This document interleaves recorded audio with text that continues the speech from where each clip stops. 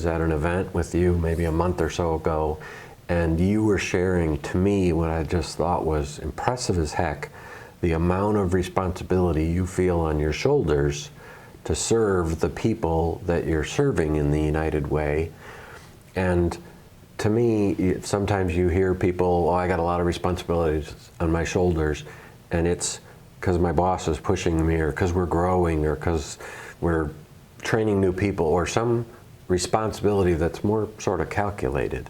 And what impressed the heck out of me is you were talking about having all that responsibility on your shoulders because of the people you serve. And tell me a little bit about that, because it impressed the heck out of me. Gosh, well, thank you. Yeah, so I mean, at United Way, there is about 22% of the Northwest Indiana population falls within the ALICE category. So that's asset limited, income constrained, but employed. So really hardworking folks that are just having a hard time make ends meet. And so that's roughly 179,000 folks that United Way serves in one form or fashion or another, or is supported by some type of United Way programming or another. And to think about all of those folks really trying their best. They're working 1, 2, and 3 jobs sometimes. A vital part of keeping Northwest Indiana going. Most of them have families. And just to think about, they just need that little bit of a hand up. They just need a little bit of assistance. And United Way, in many cases, is the only safety net type of program out there that's able to help provide what they need to not have to make such tough choices, such as paying that rent or putting food on the table or buying that medication or having their kids go to or childcare that week and those kinds of things. And so, yeah, and I would say I'm not alone at the staff of United Way. We do put our families first and the individuals first that we're trying to serve. And so my role being in development and fundraising, it's not lost on me that it does feel like those 179,000 people are depending on myself and my team to do what we do best and to make those connections in the community so that they can survive and our community can be a little bit better. So I take pride in it. It is a lot of pressure, but I feel really good about what we're able to do to help people. So. Well, I can just tell you, I hear zillions and zillions and zillions of people's stories, and you know, they often connect with something good inside, but yours just connected with, and it's no surprise I met your husband on the same night. I've known you for a while, but I met your husband on the same night, and he seems to share the exact same passion for helping kids and in education. But it's definitely not for, I just want to teach and spout all my opinions or run a bunch of people. It's ultimately, these kids need us to be there. And you obviously got that common component, but it's definitely like there's a population that has to get served, and it's on me to do so. Yeah, I think that's the long and the short of it. Absolutely. I mean, and for me, a lot of people, myself included, they just say, God, there's so many problems. Someone should solve them. And it seems like a commonality between the two of you is, yeah, there's challenges in the world, but how about we just solve them, or start, or help? Yeah, absolutely. I think that it's the best all any of us can do, right, is to try to help who you can.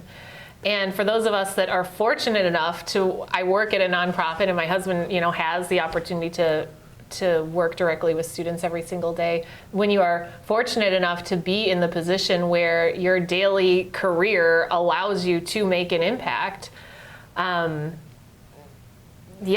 what we want to do. We want to take advantage of the opportunities that exist in the community and put as much help as you can directly with the people that are in front of you to serve. Yeah.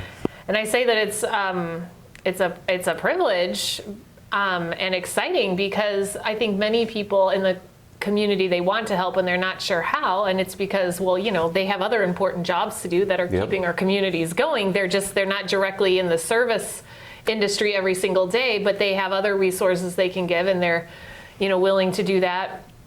But when you're in it every single day, it's like, oh my gosh, I better make sure that I am putting every dollar, every piece of time, every conversation, every interaction that I have to the best possible use, because we can do this right now. We can change lives right now, and let's change as many lives as we possibly can right now. It's in front of us to do it, and so you just gotta grab it. Get after it. Yeah.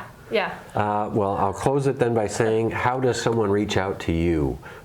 You specifically, or the United Way, in terms of partnering, donating, volunteering, finding out how they can serve, finding out how you could help them? Sure. There's many points of contact on our website. So UnitedWayNWI.org is our website. You can certainly email me personally. My email's kind of long. There's info at which will probably ultimately get to the right person. Yes, info at UnitedWayNWI.org. And then I'm happy to leave my card always. Yep. It's Kasandra at UnitedWayNWI.org. You're probably on all the social media, and people can follow you. And absolutely. Any events coming up that you'd like them to know about? We do. So we have a community conversation happening on July 13th at Reith Riley Construction Organization in Gary. Primarily aimed at anyone who is interested to talk with us about moving some pieces together through our Level Up program to assist students, young folks, mid-career folks, change of career folks who are interested in becoming hired by one of the trades unions. Okay. So great opportunity. Yep. We are very excited about that. So that is open to the community on July 13th. We also have Day of Caring happening on August 5th, also open to the community, and folks can go online to our website to sign up to volunteer or host a project if they're a nonprofit. It's always fun on social that day because you just see pictures from all over the place, and people are doing things, and groups getting together that might not normally know each other. They get together outside of the office where they only know each other in the office, and they're all out doing things. It's a very colorful day. Absolutely. So very excited. Important note on that is we usually have it at the Urschel Pavilion here in downtown Valpo. It's actually going to be at the Butterfield Pavilion at the old fairgrounds this year for that morning program and kickoff. So if you get to the Urschel Pavilion and they're not all there, look for all those colorful shirts at the Butterfield Pavilion. Correct. So awesome. Those are the next two big things we have coming up. Thanks a lot for coming here again, and thanks a lot for inspiring me. Your story is why I like coming to work, because there's people out there that are doing impressive things, and I think we just need to shout them out. Well, thank you. That's very flattering. I appreciate the conversation that we had, and I appreciate everything that you do here to make sure that the good news of our community is out there for folks to be inspired by. It's happy to serve. If you like what you're doing, you enjoy it. So you're a great example. Thank you very much. Thank you so much.